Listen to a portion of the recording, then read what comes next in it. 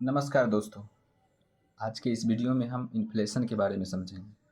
Inflation क्या है, inflation के क्या प्रभाव होते हैं। तो चलिए शुरू करते हैं वीडियो को।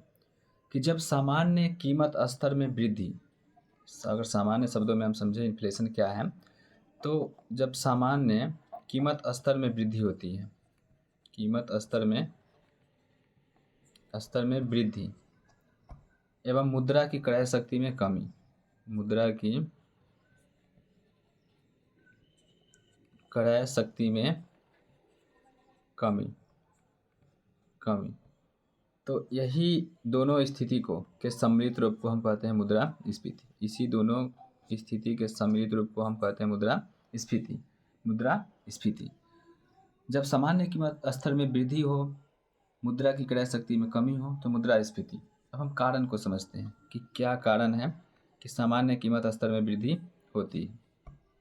कारण नंबर फर्स्ट, देखिए, बाजार में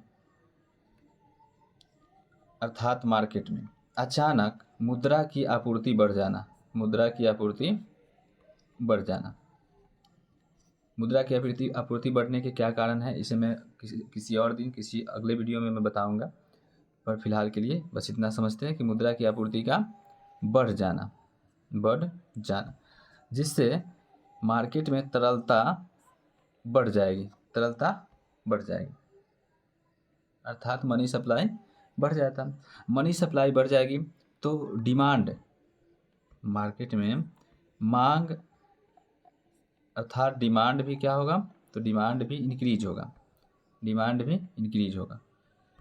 इंक्रीज जैसे ही होगा, बस डिमांड इंक्रीज हो गया, बाज़ार में मनी सप्लाई ज़्यादा होने के कारण तो डिमांड इंक्रीज होगा। चूँकि उस समय वस्तु का उत्पादन उतना हो नहीं रहा है, तो इस स्थिति में वस्तु कम, मुद्रा ज़्यादा, तो वस्तु की ऑटोमेटिक कीमत बढ़ने लगेगा, सामान्य कीमत स्तर बढ़ेगी, जिससे वस्तु का क्रय शक्ति, मुद्रा की क्रय शक्ति घटेगा।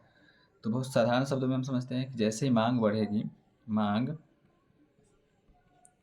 बढ़ेगा तो ऑटोमेटिक मांग बढ़ेगी, तो कीमत स्तर में भी वृद्धि देखी जाएगी,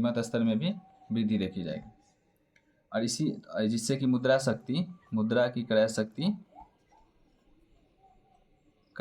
में कमी आएगी। इसे एक हम उदाहरण द्वारा समझते हैं, एग्जाम्पल। जैसे अभी किसी एक पेन का कीमत 10 रुपये है, इसी पेन का कीमत, चूँकि मांग बढ़ गई, मांग इंक्रीज हो गई, मांग जैसे ही इंक्रीज होगा तो एक पेन है और ख़रीदने वाला एक से अधिक है, तो उस स्थिति में एक पेन का कीमत हो जाएगा 20 रुपये, जो भी हो, 20 हो, 25 हो, 5, 10 हो, 10 से ज़्यादा होगा, कीमत में बढ़ गई। अब जैसे ही कीमत बढ़ जाएगा तो मुद्रा की जो क्रय शक्ति है वो ऑटोमेटिक क्या होगी, घट जाएगी, क्योंकि जो पेन पहले 10 रुपये में एक होता था, वही पेन अब 20 रुपये में एक हो रहा है। अब समझते हैं इसका प्रभाव क्या है, मुद्रास्फीति का प्रभाव क्या है। तो अर्थशास्त्र की भाषा में इसका सकारात्मक प्रभाव पड़ता है, क्योंकि बाजार में जब मुद्रा आपूर्ति बढ़ती है, तो मांग भी बढ़ती है। जब मांग बढ़ेगी तो उत्पादन भी बढ़ेगी, और जब उत्पादन बढ़ेगी तो रोजगार भी बढ़ेगा, और जब रोजगार बढ़ेगा तो ओवरऑल हम कह सकते हैं कि देश के अर्थव्यवस्था में इसकी बहुत बड़ी भूमिका होती है। क्योंकि रोजगार बढ़ेगा तो देश के अर्थव्यवस्था में इसका एक बहुत ही सामान्य इम्पैक्ट, अर्थात अच्छा सकारात्मक प्रभाव पड़ेगा, और देश के जीडीपी में भी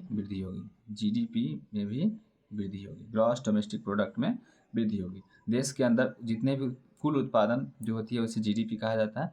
तो उत्पादन बढ़ेगा तो रोजगार बढ़ेगा, इससे जीडीपी में भी वृद्धि होगी। तो ये है इन्फ्लेशन का प्रभाव। मैं आशा करता हूँ कि आपको ये वीडियो अच्छे तरीके से समझ में आया होगा। तो आज की इस वीडियो में मैं इतना ही रहने देता हूँ। Thank you.